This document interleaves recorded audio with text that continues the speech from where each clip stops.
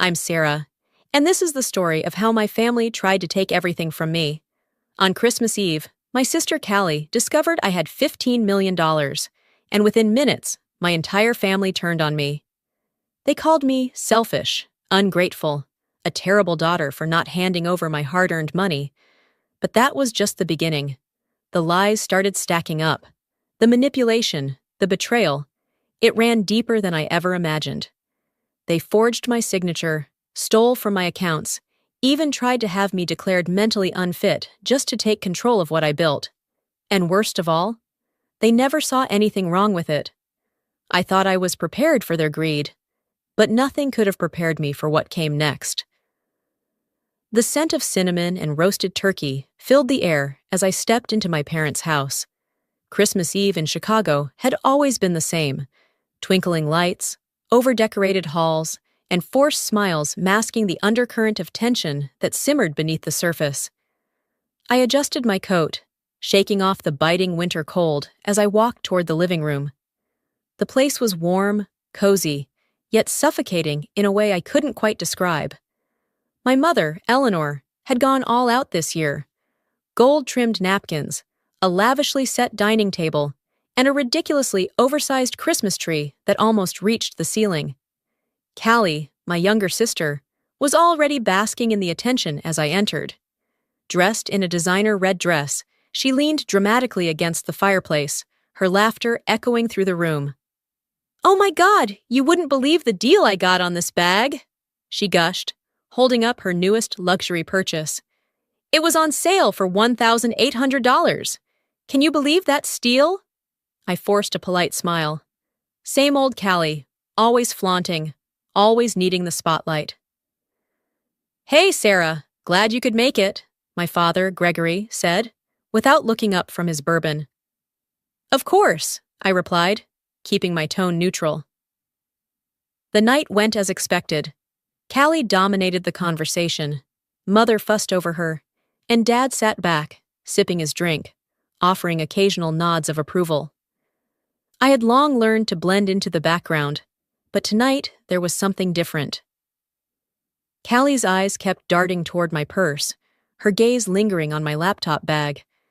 There was an unsettling eagerness in her expression, like a predator waiting for the right moment to pounce. I should have known. The disaster unfolded while I was in the kitchen, pouring myself a glass of wine. A shriek rang through the house, high-pitched and theatrical. "Oh my God!" Callie's voice cut through the chatter, stopping every conversation dead in its tracks. I froze, dread curling in my stomach like a living thing. $15 million! Are you freaking kidding me? Silence fell. I stepped into the living room, my pulse hammering. All eyes were on Callie, who stood in the center of the room, clutching my laptop in her manicured hands. The screen was angled toward the guests, displaying a number I had never intended anyone in this house to see. "Tell me this is a joke," she demanded, her voice laced with something far more dangerous than disbelief. Entitlement. I felt my blood turn to ice. The room erupted into chaos. My mother gasped, pressing a hand to her chest as if she were about to faint. My father's grip on his drink tightened, his eyes narrowing. The guests murmured in hushed, scandalized tones. "You've been sitting on millions while Mom and Dad are struggling?" Callie's voice was shrill, accusatory. My throat was dry. "That's my money, Callie, my business, my work." But she wasn't listening. "You let us suffer," Eleanor wailed, playing her role to perfection. "We've been drowning in bills, and you never once thought to help us?" Gregory exhaled sharply, shaking his head in disappointment. "We are your parents, Sarah. We raised you, and you just... What? Keep this fortune to yourself?" I clenched my fists, nails digging into my palm. My parents had never struggled a day in their lives. Dad had his pension, and Mom had inherited a hefty sum from Grandma years ago. The truth was, their struggles were Callie's reckless spending, her endless shopping sprees, and their insistence on funding her every whim. I had built my business from nothing. I had worked late nights, skipped vacations, poured my soul into every deal, every investment. They never once asked how I was doing.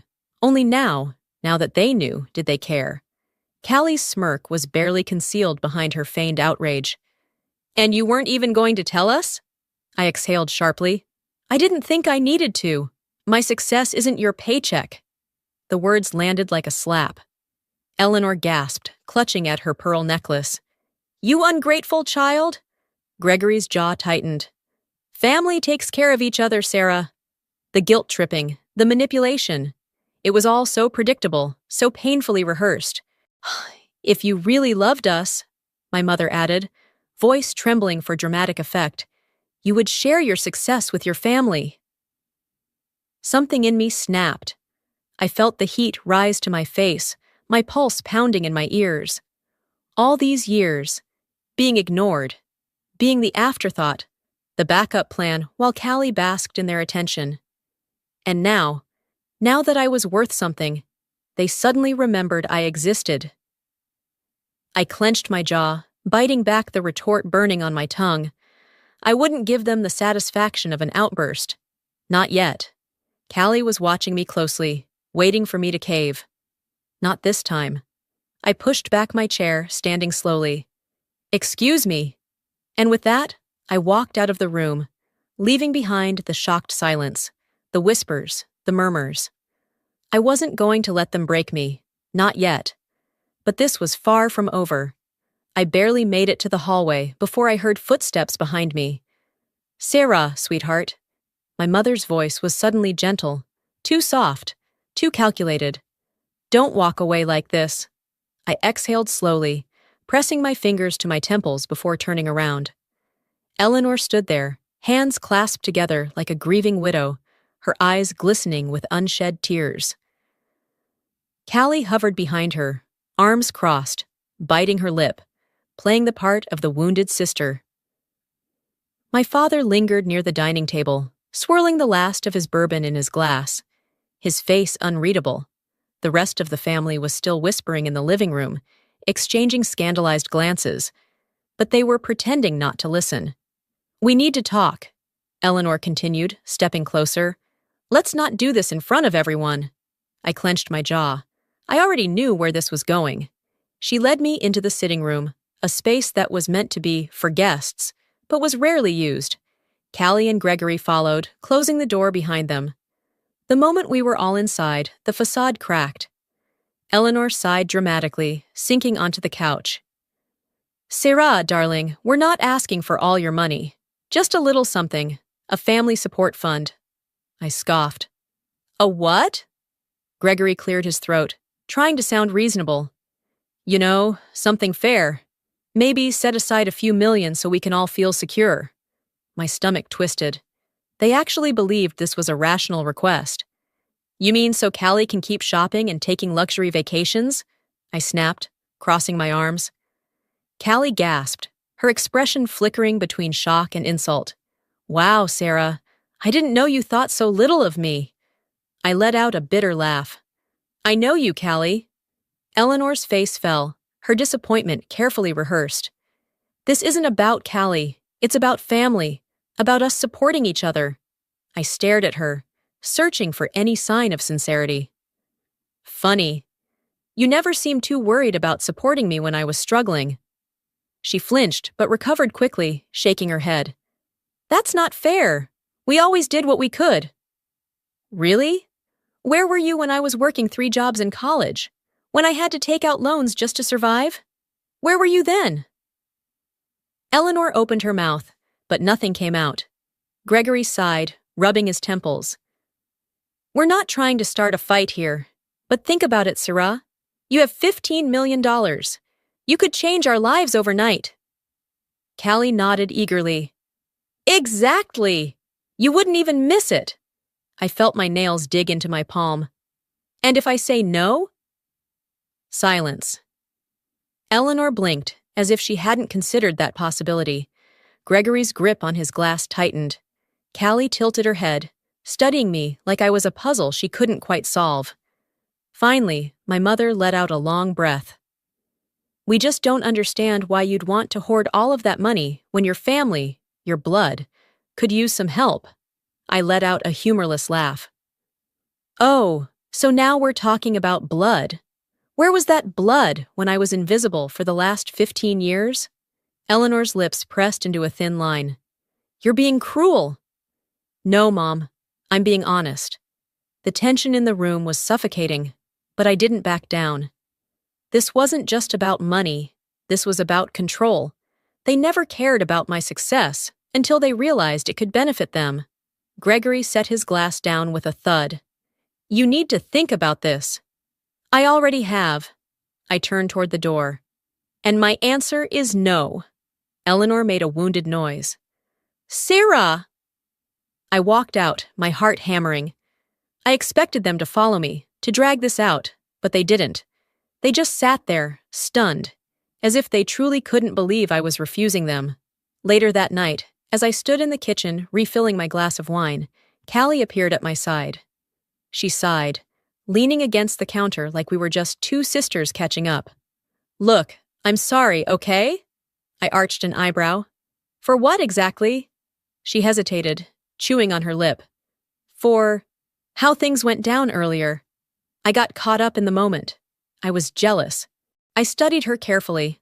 Her voice was soft, her eyes a little glassy, just enough to appear genuine. I don't want us to fight, she continued. You're my big sister. I want to fix things. I almost believed her.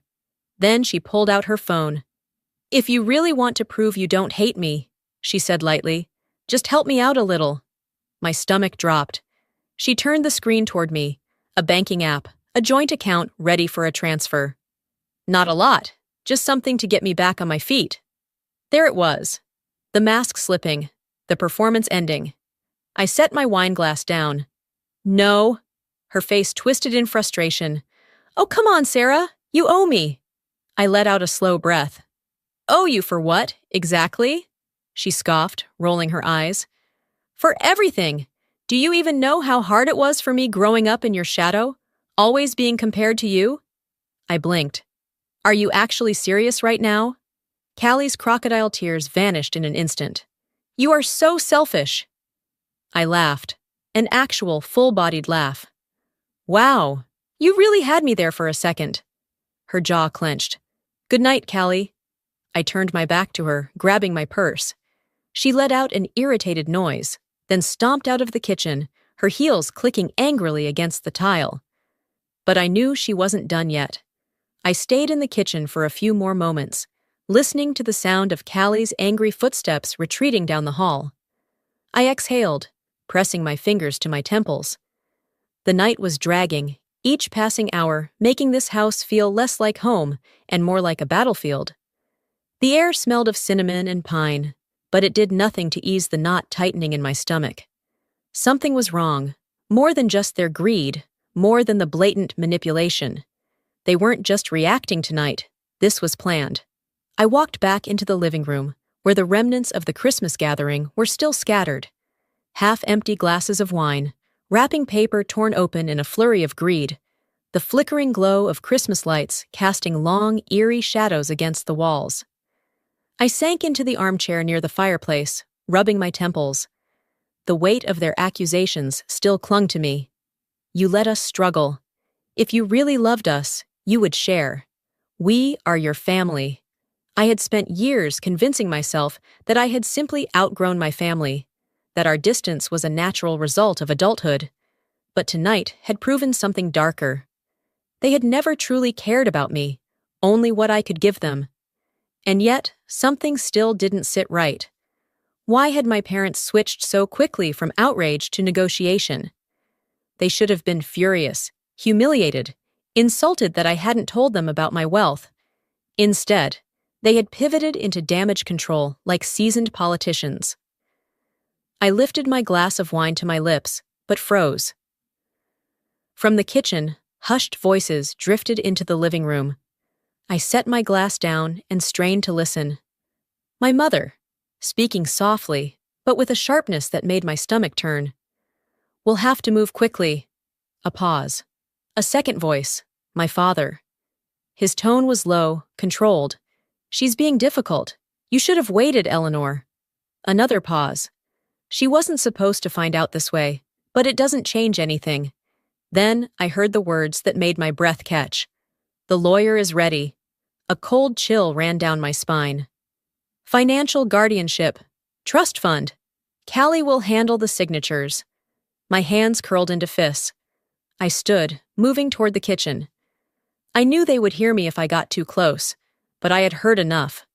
This wasn't just guilt-tripping anymore. This was a planned financial takeover. I moved carefully through the hallway toward my mother's study. The door was slightly ajar, and the lamp inside cast a dim golden glow onto the carpet. I stepped inside, scanning the room. And then I saw it. A stack of papers, neatly arranged on her desk. My name was on them. I swallowed hard, stepping closer. The words at the top of the page made my stomach lurch. Vaughn Family Trust Agreement. I skimmed through the legal jargon, my pulse pounding. Trust managers. Eleanor Vaughn, Callie Vaughn. Beneficiary, Sarah Vaughn. I flipped through the next page, my hands trembling. At the bottom, next to a space labeled signature, there was a neatly drawn line. I had never seen this document before, but they were planning for me to sign it. And if I didn't? My stomach twisted. They were going to find a way to take control of my assets, with or without my consent. The words from the kitchen rang in my ears. The lawyer is ready. I gritted my teeth, rage bubbling under my skin. They weren't just asking me to share. They were trying to take everything. A movement at the door made me spin around. Gregory stood there, frozen. His eyes flickered to the papers in my hand, and in that split second, I saw it. The guilt. The realization that I had caught them too soon. I held up the papers, my voice dangerously calm. What? The hell is this? He didn't answer at first, just let out a long sigh, rubbing his temples like I was the problem. It's for the best, sweetheart, he finally said, stepping inside. You don't understand what's good for you. I let out a sharp, humorless laugh. The best? For who? Gregory closed the door behind him. You're young. You don't know how unpredictable money can be. I narrowed my eyes. That's interesting, because I built my entire career on knowing exactly how to manage it. His jaw tightened, but before he could respond, a soft click sounded behind him. Eleanor stepped into the room, her expression unreadable. You weren't supposed to see that yet. I stared at her, searching for some sign that this was a mistake, that she had simply made a poor choice, that she wasn't actively conspiring against me. But there was nothing. No remorse. No regret. Just calculation. I swallowed down the lump rising in my throat. How long have you been planning this? Eleanor's expression didn't waver. This isn't about taking from you, Sarah. It's about protecting you. I clenched my jaw. Right. Because nothing says protection like secretly trying to steal legal control over my assets. Eleanor sighed, tilting her head slightly. You're too emotional about this, I laughed. Too emotional? Callie's voice drifted from the hallway.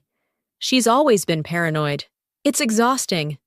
I turned sharply to see her standing just outside the door, arms crossed, looking thoroughly unimpressed. She smirked. Honestly, Sarah, why are you making this such a big deal? It's not like we were going to leave you with nothing. I gripped the papers tighter, my hands shaking. There was no way out of this conversation that wouldn't turn into a full-blown war. So I made a decision. I walked past Gregory, past Eleanor, past Callie. I pushed open the study door and stepped out into the hallway. Callie laughed behind me. Oh, don't be so dramatic. I stopped in my tracks, turned slightly. Dramatic? I met her gaze, my own calm and steady. This is the last time you try to steal from me. And with that, I left them standing there, my mind already forming the next move. If they wanted a fight, I was ready to give them one. I barely slept. Every time I closed my eyes, I saw the signatures on that trust agreement, the carefully orchestrated betrayal hiding beneath my mother's saccharine voice, Callie's smug little smirk when she thought she had won. But this wasn't over. I woke up to the sound of my phone vibrating aggressively on my nightstand. I groaned, rolling over, my head pounding from the exhaustion of the night before. The screen was filled with missed calls, dozens of them, messages, voicemails, notifications piling up like a digital avalanche. Something was wrong. I sat up, rubbing the sleep from my eyes. The pit in my stomach grew as I swiped through my notifications. Imogen Clark, 17 missed calls, Imogen Clark. Incoming call. I barely had time to answer before her panicked voice hit me. You need to check Callie's Instagram, now! My stomach dropped. What did she do? I asked, already pulling up the app, dreading the answer. Imogen hesitated. It's bad, Sarah. She really went for it. I clicked on Callie's profile, and there it was. A long, teary-eyed post, the kind designed to rake in as much sympathy as possible. I never wanted to do this, but I can't stay silent anymore. My heart is broken. My own sister, my own blood, has abandoned us in our time of need. We never asked for millions, never demanded anything. We only wanted love and support. But money changes people. I just wish my sister could remember where she came from. My breath hitched. Oh, she was good. The post had already racked up thousands of likes, comments flooding in faster than I could scroll. She sounds selfish AF. If I had millions, my family wouldn't have to ask. Shame on her. Callie, stay strong, girl. You don't need toxic people in your life, even if they're family. Damn, some people get rich and forget who helped them get there. My fingers tightened around the phone as I scrolled through the replies. Then I saw the worst part. Eleanor Vaughn, my own mother, had left a comment. We never asked for much, just a little love and support. It breaks my heart that my own daughter would turn her back on us. I felt the betrayal like a slap. Not just Callie, Mom too. It wasn't enough to ambush me in person, to steal my documents and forge legal agreements. Now they wanted the world to turn against me too. And it was working. By noon, it was everywhere. Callie had tagged influencers, gossip accounts, even a few journalists. The greedy millionaire sister was trending. I scrolled through article after article, each more sensationalized than the last. Meet Sarah Vaughn, the self-made millionaire who refuses to support her struggling family. Exposed. How one woman abandoned her family after making millions. Callie Vaughn speaks out. I just want my sister back. I threw my phone onto the counter, my pulse hammering in my ears. This wasn't just a petty social media fight anymore. This was war. I paced my condo, rage simmering beneath my skin. They had dragged me through the dirt for money, turned me into a villain overnight. My business emails were flooded with clients asking for clarification. A few had already pulled out of deals. The damage wasn't just personal, it was professional. My phone buzzed again. Imogen. Tell me you're not ignoring this, she said the second I picked up. I'm aware. My voice was tight. Then do something, she snapped. Silence is basically an admission of guilt. You need to get ahead of this before it spirals. I sighed, pinching the bridge of my nose. I don't do online fights, Immy. Well, congratulations, she shot back. You're in one. I exhaled slowly. And what do you suggest? Control the narrative. Tell your side. Make a statement. I stared out the window, the Chicago skyline stretching before me. I didn't want to do this, but I knew she was right. I sat at my desk, my fingers hovering over the keyboard. Then I started typing. I have always valued my privacy, but in light of the misinformation being spread, I feel the need to address this personally. I love my family, but the situation is far more complicated than what has been presented online. I have never abandoned them, nor have I refused to support them. The truth, however, is something I am not yet ready to fully discuss. But know this, I will not be bullied, guilt-tripped, or publicly shamed into decisions that impact my future. Family is important, but so are boundaries. I hesitated for only a second before hitting post. It took minutes before the backlash hit. Wow, what a PR move. Fake rich people are all the same. Boundaries is just a fancy way of saying you don't want to share, huh?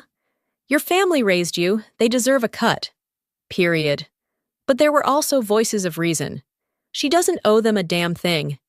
It's always the struggling family members who feel entitled to someone else's hard work. Sarah doesn't have to set herself on fire to keep them warm. The tide wasn't fully turning, but it wasn't drowning me anymore either. Then my phone rang. I already knew who it was before I even looked at the screen. Mom. I took a slow breath. The war wasn't just online anymore. It was about to get personal. I stared at the screen, my mother's name flashing like a warning.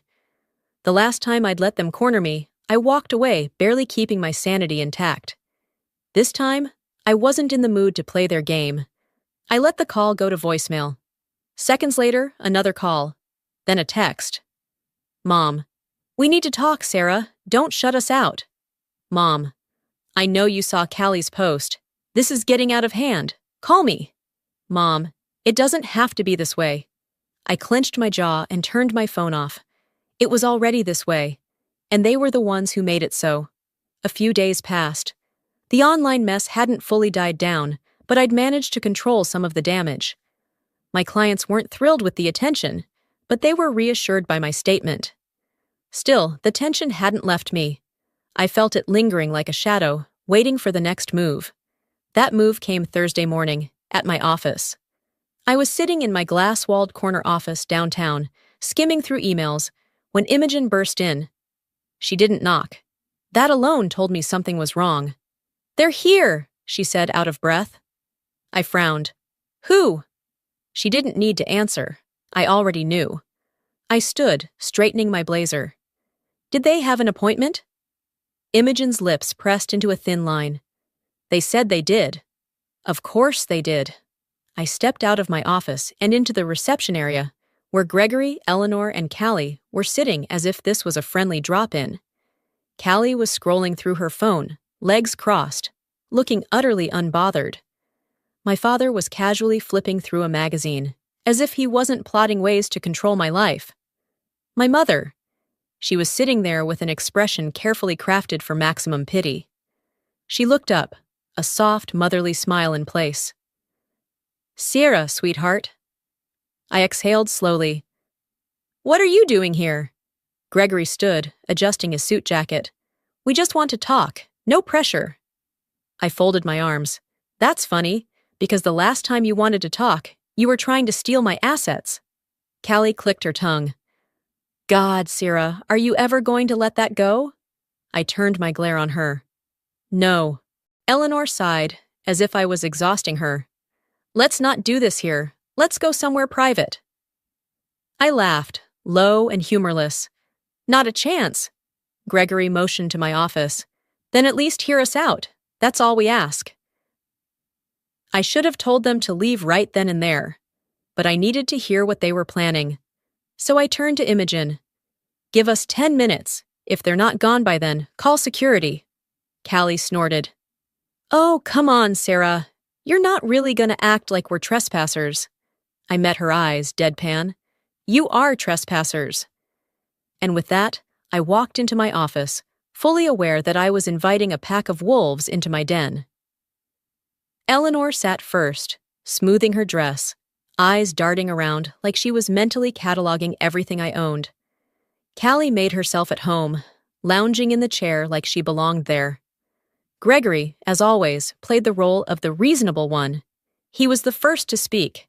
You've been through a lot this week, he said, voice even. We just want to help. I leaned back, unimpressed. That's new. Since when have you ever wanted to help me? Eleanor gave me a wounded look. Sierra, don't be like this. I ignored her and turned to Gregory. Say what you came to say. He nodded and reached into his briefcase, sliding a document across the desk. I didn't pick it up. What is this? I asked. Eleanor smiled, too sweet. Just something to ease your burden. I finally glanced down. Financial Management Assistance Agreement. I laughed, sharp and cold. You want me to sign over my company? Gregory's expression didn't change. Of course not. Callie smirked. We just want to help manage things, you know, as a family. I exhaled through my nose, looking at the document again. They had seriously put together a whole legal agreement to take control of my finances. After everything, It wasn't just about the money anymore. They wanted power. I picked up the document, flipping through the pages, before pushing it back across the desk. Get out! Eleanor stiffened. Syrah, don't be hasty. This is what's best for everyone. For you, I corrected. This is what's best for you. Gregory sighed like I was a child throwing a tantrum. You think you're untouchable, don't you? That got my attention. I tilted my head. Come again? Callie leaned forward, resting her elbows on my desk. If you're not with us, you're against us. I clenched my jaw. I don't negotiate with scammers. Callie's eyes darkened. Careful, Sarah. I stood, my chair scraping against the floor. Get out, now. Eleanor's expression shifted instantly. The warmth drained from her eyes, replaced with something sharp, cold. She stood, smoothing her dress, then met my gaze with a slow smile. You're making a big mistake, Syrah. Gregory nodded in agreement. We're still family, don't forget that. Callie didn't say a word, just smirked. Like she already knew something I didn't. I watched them walk out, my pulse pounding. I had seen that look before. It meant trouble was coming. And this time, I wasn't backing down. I barely slept. Every time I closed my eyes, I saw their faces. My mother's calculated pity, Gregory's smug condescension, Callie's smirk, the look she always gave me when she thought she'd won. But this time, she hadn't won. I wouldn't let her. The next morning, I woke to the sound of my phone vibrating aggressively on the nightstand. Imogen Clark, 5 missed calls. Imogen Clark, incoming call, I answered groggily. Immy? Her voice was sharp, urgent. Check your bank account. I sat up fast, my pulse spiking. What? Just do it. I threw the blankets off and grabbed my laptop from the desk, fingers shaking as I logged in. And then I saw it. $250,000. Gone. I sucked in a breath. My stomach twisted violently. Callie. There was no other explanation. I scrolled through the transaction details. The money had been transferred to a new account under my name. Except, I hadn't opened any new accounts. My heart pounded. She had forged my authorization. This wasn't manipulation. This wasn't gaslighting. This was theft. I was out of my condo within 15 minutes, moving on autopilot as I drove through the city. I barely registered the lights flashing past, barely felt the steering wheel beneath my fingers. My entire body was buzzing with fury, cold and sharp. This wasn't just about the money anymore. It was about power, about control, and I had let them have it for far too long. I slammed my car into park outside an office building, barely stopping before I stalked inside. A receptionist looked up, startled. Ms. Vaughn? I need to see Dominic Hale, I said tightly. Dominic Hale was not the kind of man you called unless you were serious about burning bridges. He was my former mentor, an old-school power player, someone who had built his name on ruining people who thought they were untouchable. And today? I was handing him my family on a silver platter. He leaned back in his chair, studying me with a slow, amused smile. Well, well, if it isn't my favorite former protégé.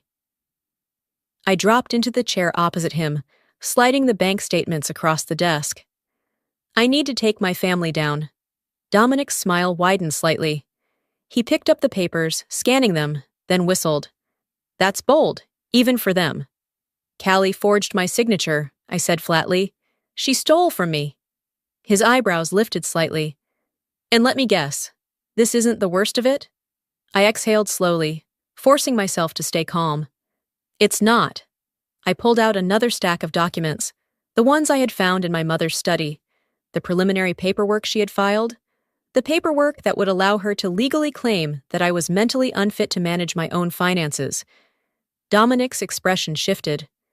The amusement vanished, replaced by something far sharper. He read the pages carefully.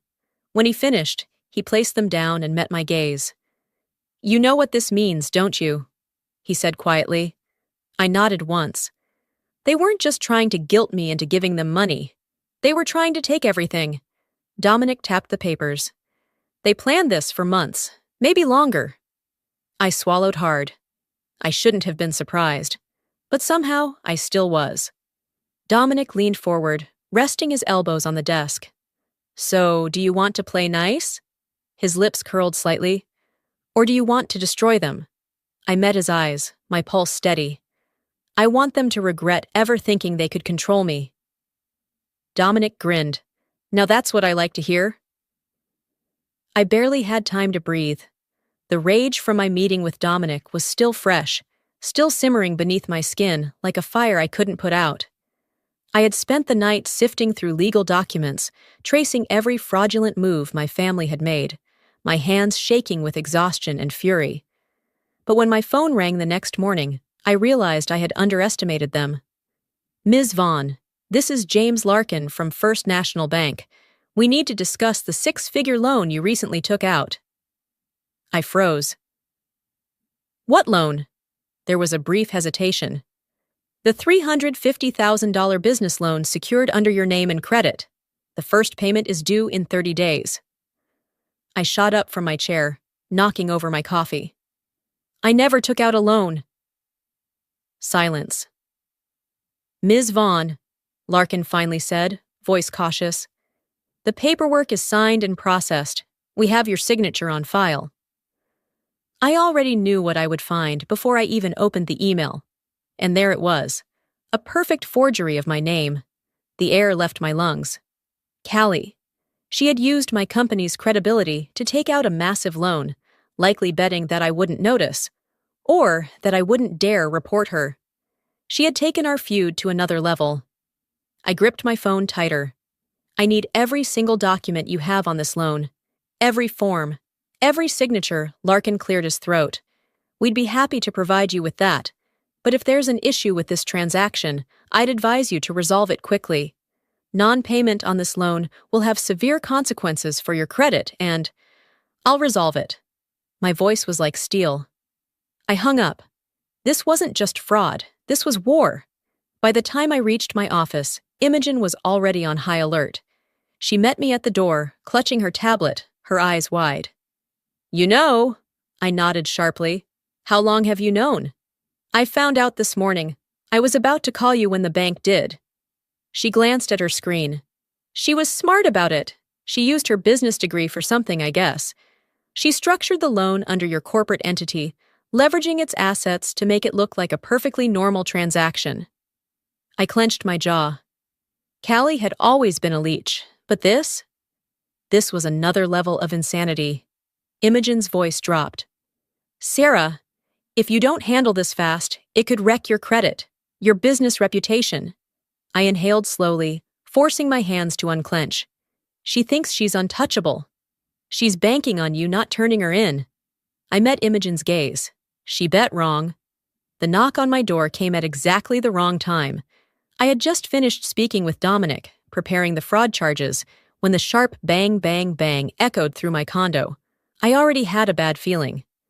I opened the door. A man in a dark suit stood there, holding a thick envelope. Debt collector. Ms. Vaughn? I exhaled slowly. What can I do for you? He gave me a tight smile. We're here to discuss payment options before legal action is pursued. I didn't blink, didn't flinch, didn't panic the way Callie had probably assumed I would. Instead, I smiled, cold, dangerous. Oh, you'll get your money. The man hesitated. But not from me. I pulled out my phone and dialed Dominic. File the fraud charges. My tires screeched against the pavement as I pulled up to my parents' house. I wasn't waiting this time. I wasn't giving them another second to plot, to twist things, to try and manipulate their way out.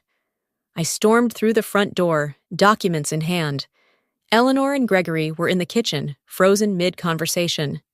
And then there was Callie. She was curled up on the couch, sipping a ridiculously overpriced latte, scrolling through her phone like she didn't have a care in the world. Until she saw me. Her face went pale. I threw the bank statements onto the coffee table. What did you do, Callie? She blinked. Sarah, what the hell? I cut her off. Don't. Don't play dumb. You took out a $350,000 loan under my name. You forged my signature. Her mouth opened and closed, no words coming out. Eleanor stood abruptly. Sarah, I think you're overreacting. I turned to her, eyes blazing. Overreacting? I let out a sharp laugh. Your daughter committed felony fraud and I'm overreacting? Callie finally found her voice. Okay, you need to calm down. I whirled on her. I need to calm down. You stole from me, Callie. She scoffed, but her hands were trembling now. I was going to pay it back. I laughed, loud, sharp, cutting. With what? Your influencer sponsorships? Your $10 Target hauls that you pretend are Chanel? Her nostrils flared. You don't understand how hard things have been for me. I stared at her, utterly disgusted. You don't understand how hard things have been for you? I took a slow, measured step forward. You stole from your own sister. You put my business at risk. You forged legal documents. Callie's breath hitched. I didn't think you'd press charges. I leaned in, my voice ice cold. Well, guess what, Callie? I am. Her face crumbled. Sarah, please. Eleanor stepped forward, voice dripping with desperation. She's your sister. Family forgives. I turned to her, my patience completely gone. Funny. That's what you said when you tried to steal control of my assets. When you tried to have me declared unfit. Eleanor's face twitched. Sarah! I cut her off. Enough. I'm done. You have 1 hour to get Callie a lawyer, because I'm pressing charges. And this time? I met Callie's tear-streaked gaze. You don't get to cry your way out of this. A month had passed. A month since I stood in that courtroom and watched the legal system do what my parents never had. Hold Callie accountable. She took a plea deal, avoided jail. But her life, the one she had carefully constructed with lies and manipulation, it crumbled. She lost her influencer brand deals. Her credit was in ruins. And, perhaps most poetic of all, the bank seized her car. For the first time in years, I could breathe. No more Sunday dinners filled with passive-aggressive remarks. No more gaslighting. No more stolen money.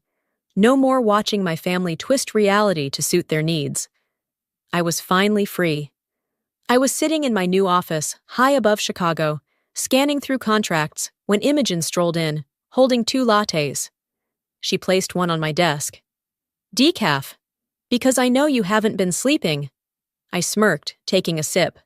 You're terrifyingly observant. She shrugged. It's why you pay me. Then she leaned against my desk, arms crossed. So, how does it feel? Winning? I thought about it for a second. It didn't feel like victory. It felt like relief. It feels peaceful, I admitted. Imogen smiled knowingly. About damn time. I set my cup down, rolling my shoulders. All right, what's next? She grinned. Dominic's waiting in the conference room, and before you ask, yes, he brought whiskey.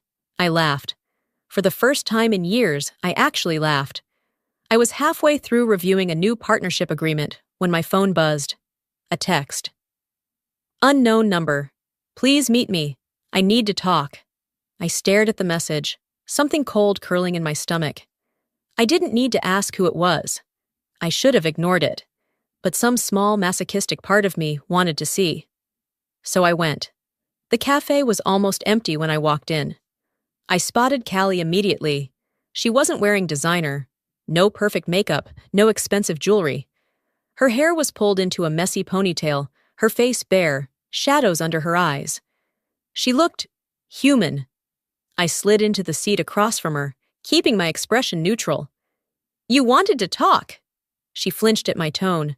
Sarah, She inhaled sharply, rubbing her hands together, like she was trying to hold herself together.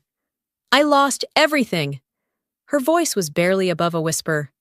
I was stupid. I know that now. I said nothing.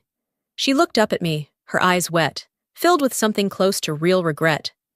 I don't know how to fix this. I tilted my head.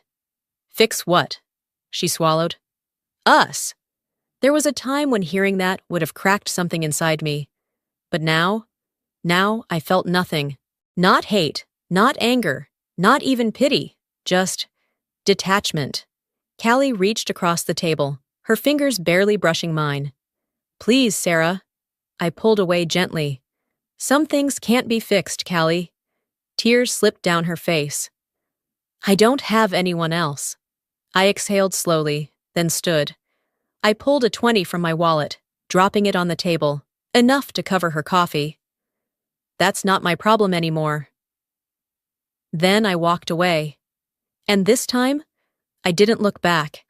That night, I sat in my apartment, sipping wine, staring out at the city. My phone buzzed. Dominic, dinner tomorrow? I smiled. For once, I was excited about the future. As I sit here now, looking back at everything I've been through, I realize one thing. Family isn't about blood. It's about respect. It's about boundaries. For years, I believed that if I gave enough, if I forgave enough, if I sacrificed enough, my family would love me the way I deserved. But here's the truth. Some people only love you when you're easy to control. It took losing everything and rebuilding from scratch to understand that I never owed them my success, my money, or my loyalty. I owed myself the chance to live without their weight dragging me down.